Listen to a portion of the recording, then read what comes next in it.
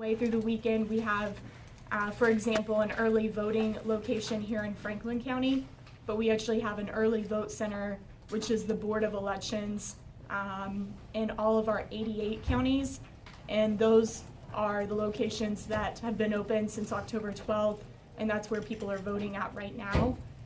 Each of those locations have a Republican and a Democrat that are present in the polling location to make sure that the election is being ran fairly.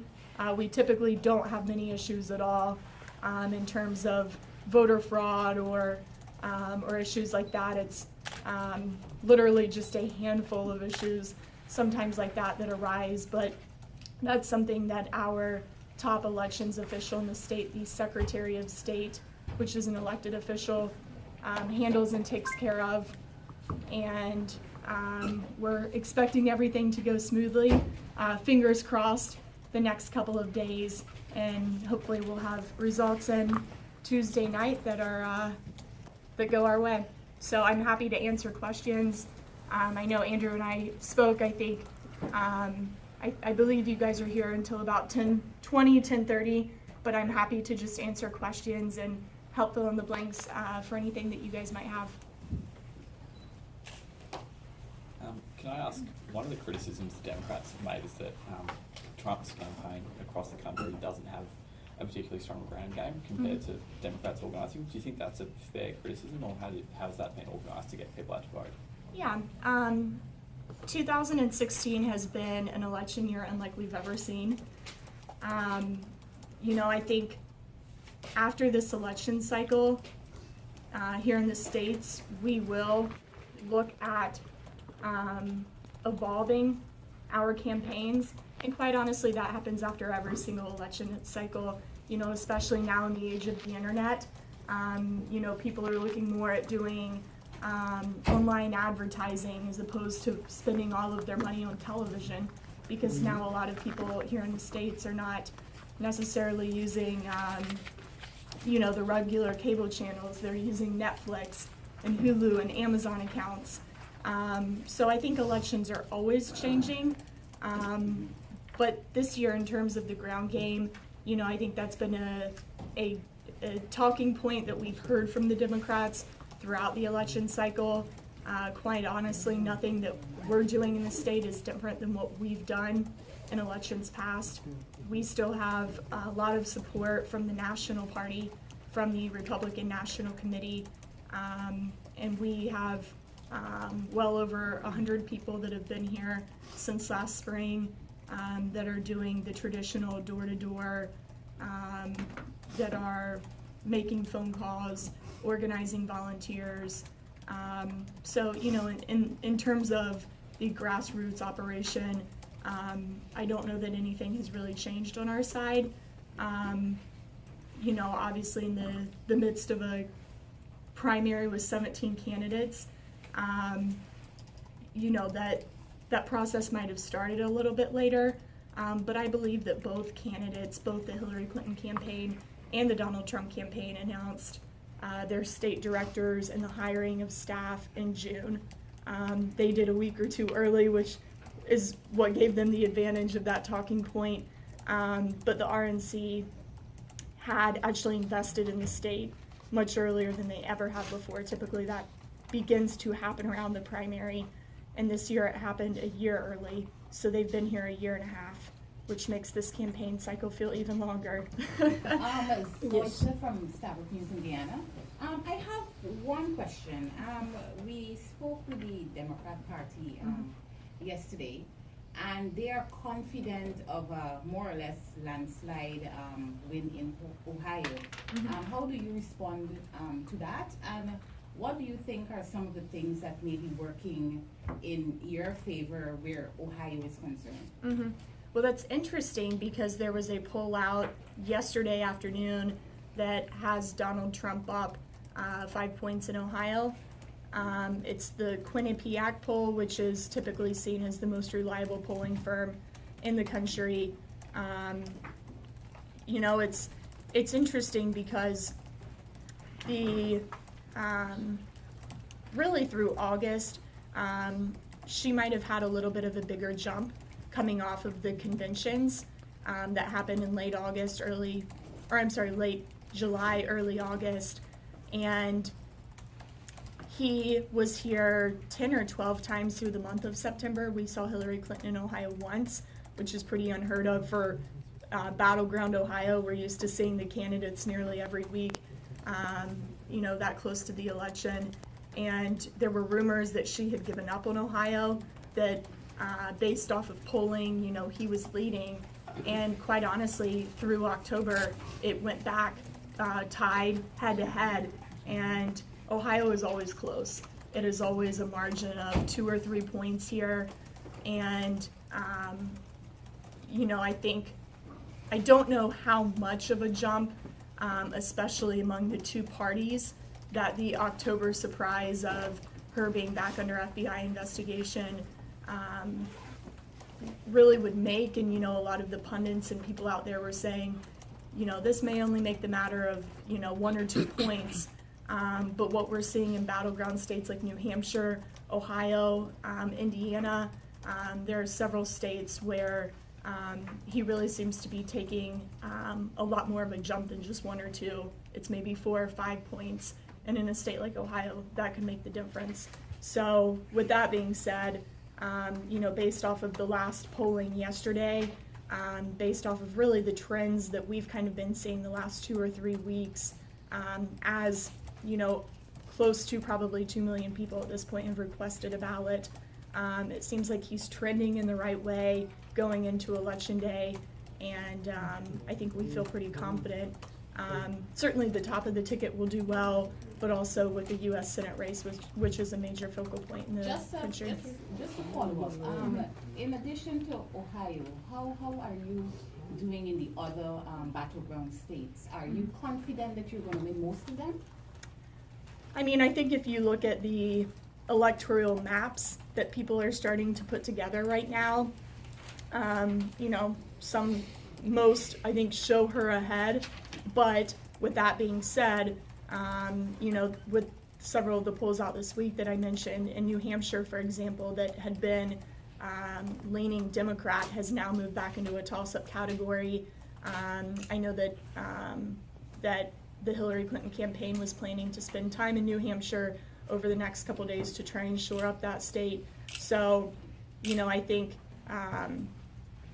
we operate so much off of polls and what we're seeing, and even as we're making day-to-day decisions for where the candidates need to be. But a lot of these battleground states do seem to be,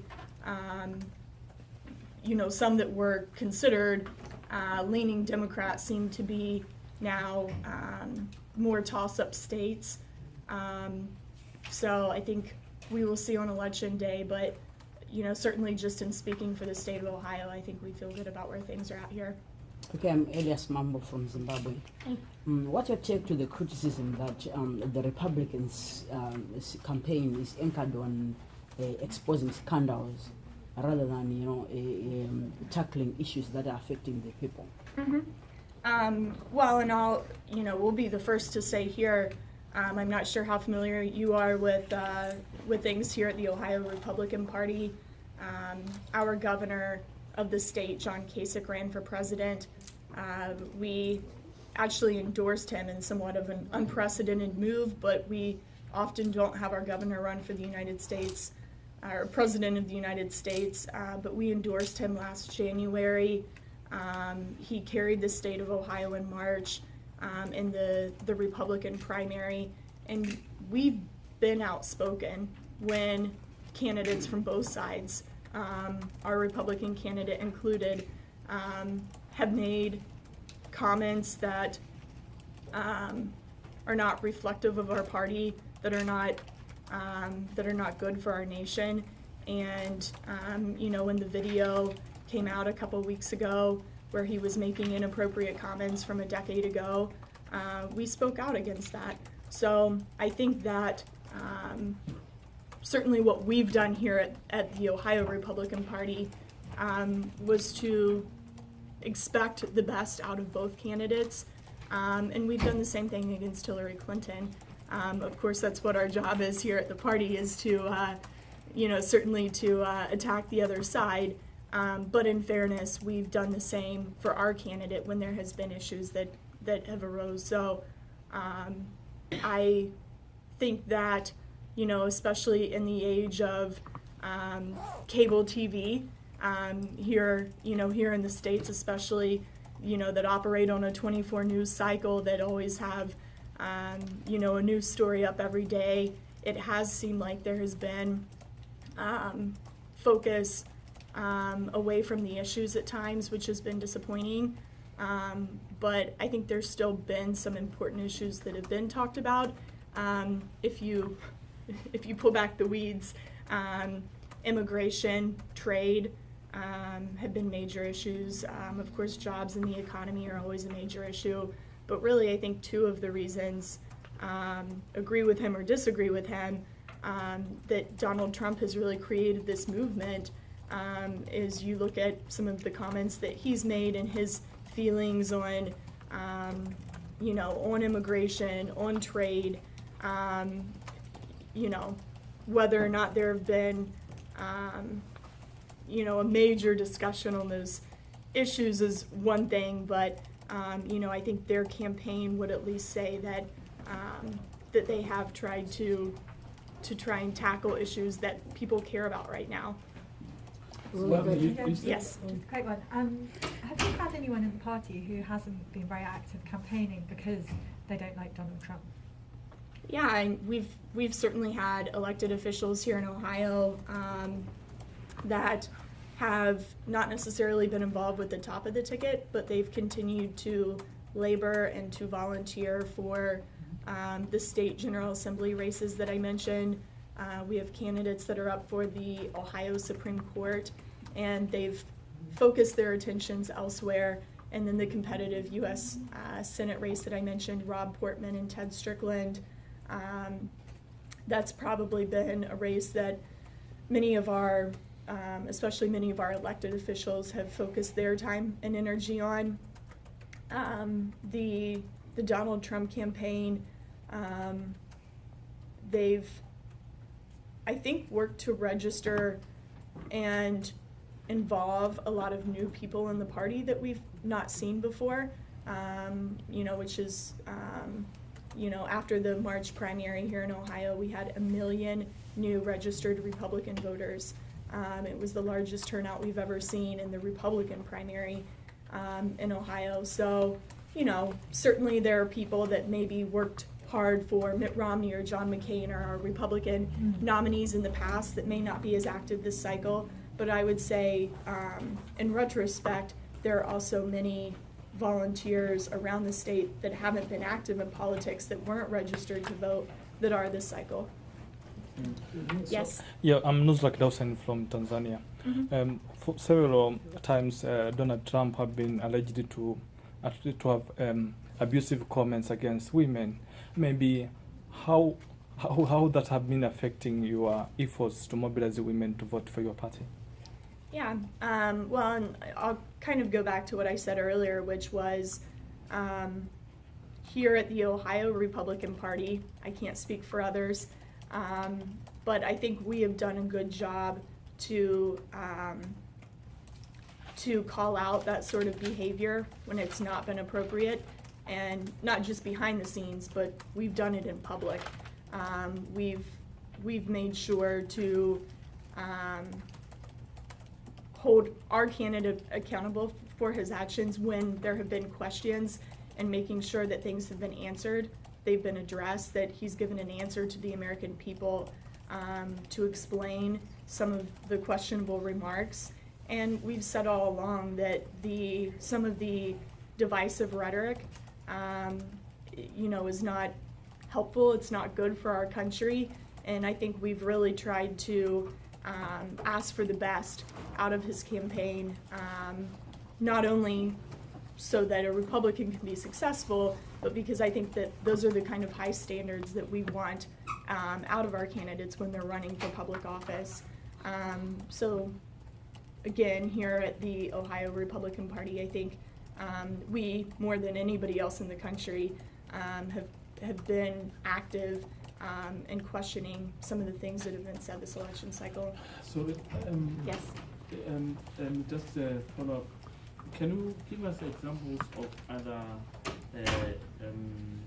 issues that you deem inappropriate and where you have actually told him that this is not the way to go? Yeah. Several weeks ago, I believe the first or second week of October, when there was the video that came out of the candidate with a TV personality from 10, 11 years ago. Our boss here, our chairman, Matt Borges, had said that this is not tolerable, this is not acceptable, nobody should have to stand by this, including the campaign, and did several interviews that weekend, I think really expressing his concern of the nature of that. But I mean, this goes back to really even the primary, last winter, when we were still kind of in the heat of the Republican primary, and I think feeling like the party certainly had a responsibility to, again, set the standards high for our candidates. And whenever there were comments that were made, our chairman here, Matt Borges, was one of the first to say this divisive rhetoric is not good for our party, it's not helpful for our nation, and we have to get better or else we're not going to win next November. So, you can probably do a quick Google search and find lots of examples of it, but like I said, I think we're standing by the nominee because that's our job here at the party, to do that, to follow the will of the voters and our party, but we have very much questioned and tried to set the standards as high as possible for the nominee when things have been out of line. Surely someone like that cannot be viewed as an inspiration to the youth. And I mean, going into the future, I mean, if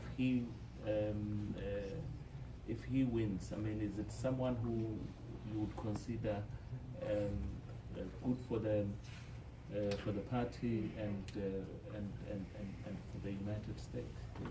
I mean, he said things about Mexico. He said things. I mean, his link with Russia is also questionable. Is it there's someone that you want to see at the helm? Again, here at the party, we're supporting the ticket. I'll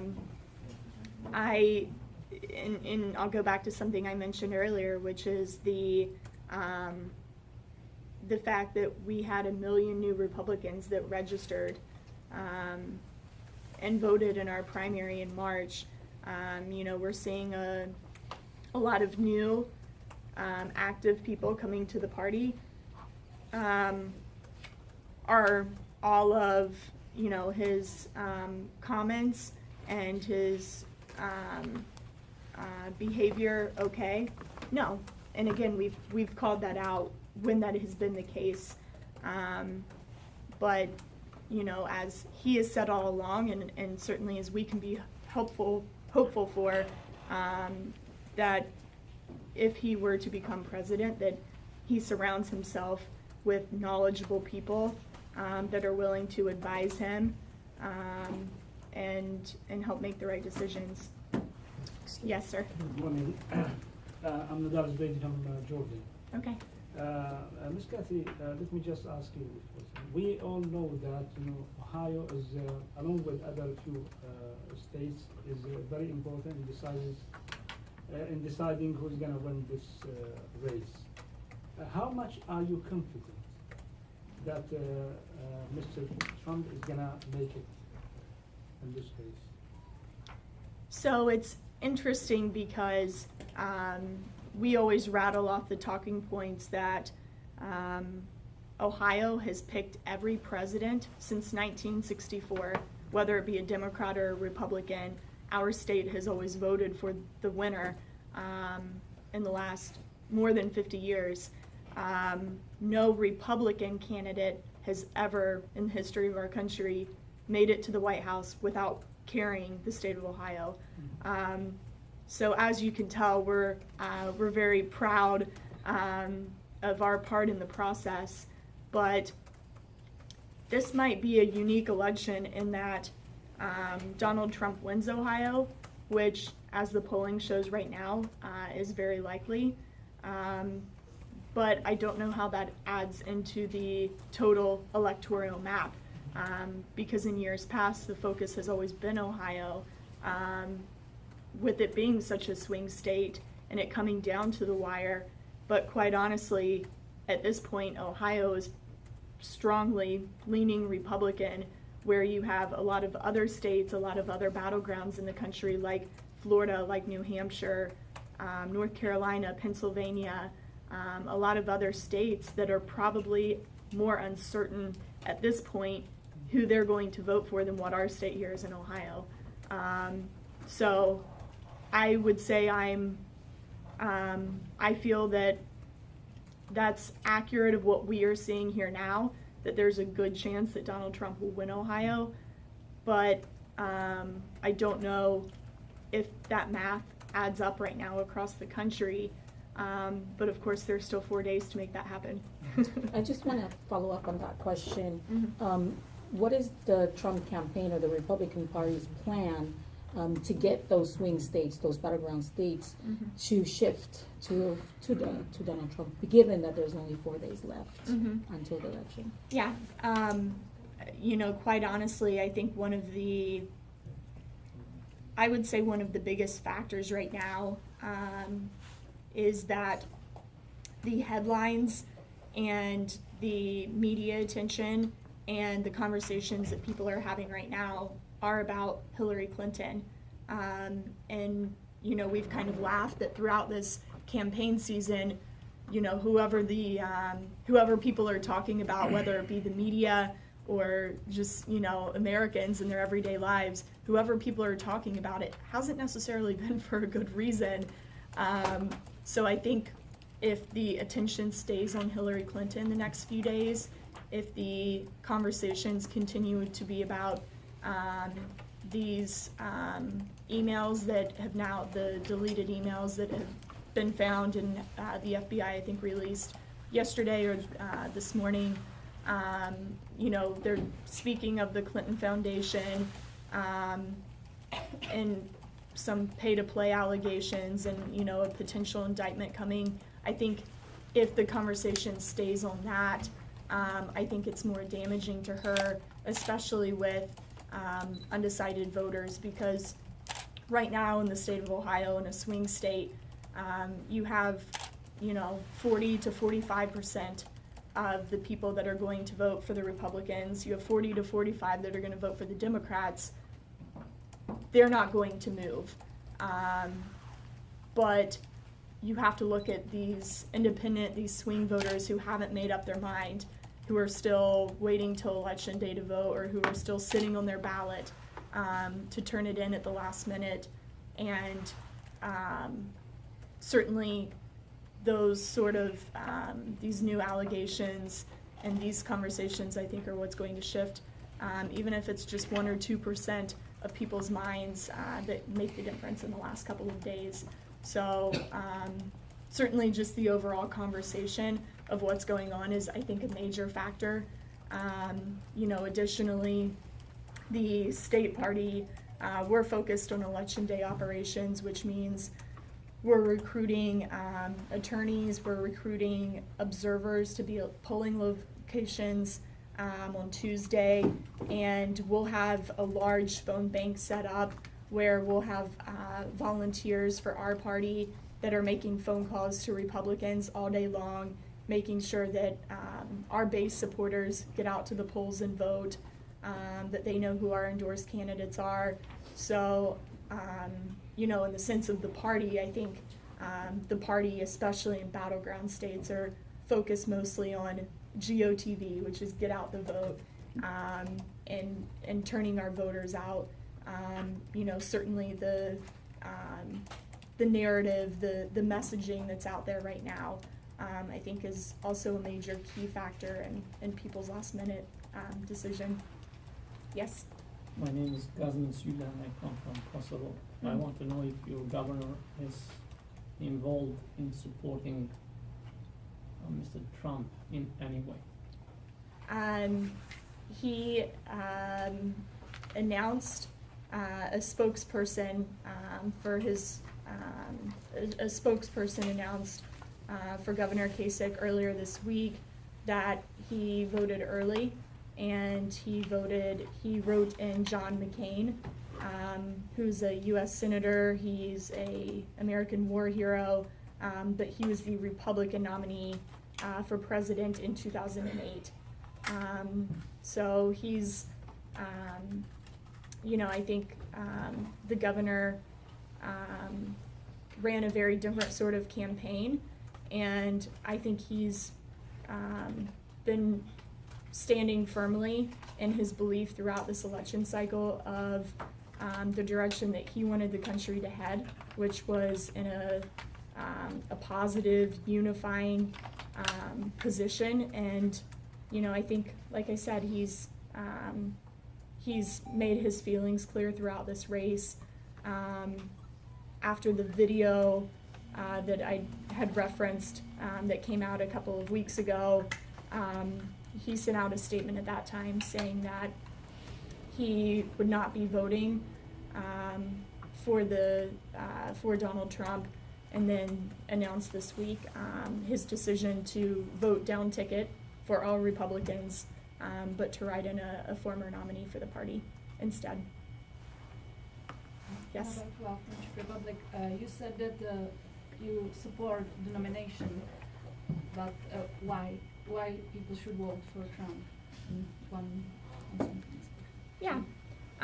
Well, certainly our goal here at the party is to support Republican candidates, and the Republican primary voters chose Mr. Trump in that democratic process, and electors at the Republican National Convention chose him to be the nominee.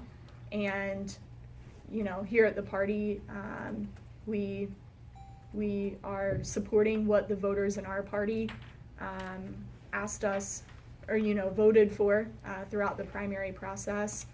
And again, you know, I'll say that Mr. Trump has brought a lot of new voters into the party. You know, he's focused on issues that that those people have connected with, and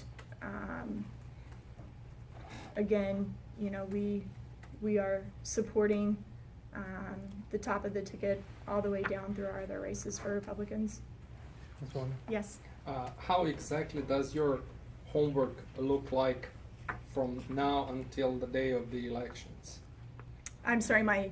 Homework, like what you have to do on the ground and Yes. in the media with the voters and everyone else. Yes. Our major focus over the next couple of days is turning out our Republican voters to the polls. You know, myself, our chairman, will be doing a lot of media interviews, and our political team, our folks that are working on the ground, that are doing door-to-door, that are making phone calls. You know, we're going to be asking people to either return their absentee ballots that they've requested to vote early over the weekend, or to make sure that they get to the polls on Tuesday, that they have a list of our endorsed candidates that they know to support. And you know, we'll mainly be focused on getting out the vote and ensuring that things go smoothly on Tuesday for the election. Ms. Warner? Yes. I'm Akil from Malaysia. Hi. I just want to ask, what happens after this? Whether Mr. Trump becomes president or not, how does the Republican Party close ranks to ensure that such a divisive campaign. They do not have to run such a divisive, what has been a divisive campaign throughout the last 1 year or so. I think I had the luxury of kind of avoiding that for the next couple of days because at this point it's still a hypothetical. I think it just depends. Certainly, if Mr. Trump becomes president, then that will be the leader of the party, the leader of the nation.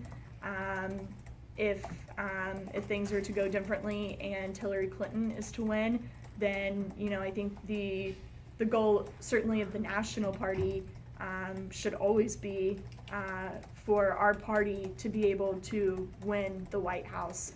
So, certainly if that's not the case this time, then I'm sure there will be conversations had beginning on November 9th about what we have to do to improve as a party, to come together as a party, to change as a party, to put ourselves in a position to win in 2020.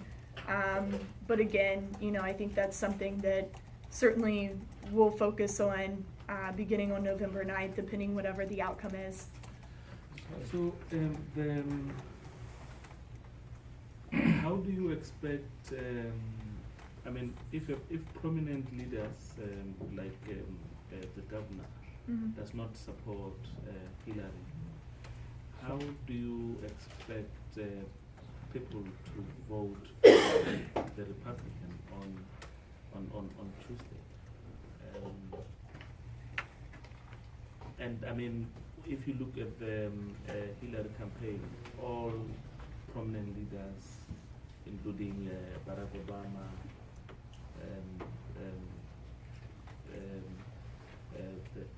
Bill Clinton, they're going all out to campaign. But it's a different story when it comes to the Republican. Well, I think that speaks to something that I mentioned earlier, which was the record turnout that we saw in our Republican primary in March, the record turnouts that happened in primaries all over the country. Donald Trump has often said, this isn't a campaign, it's a movement. And I think there have been a significant amount of people not typically involved in politics or even voters that have supported his campaign. It may not be the elected officials that we've seen involved in campaigns in the past, but there are people certainly that are helping and volunteering and supporting him. And I would say too that I think there's a lot of people, even disenfranchised Democrats, that are supporting Donald Trump.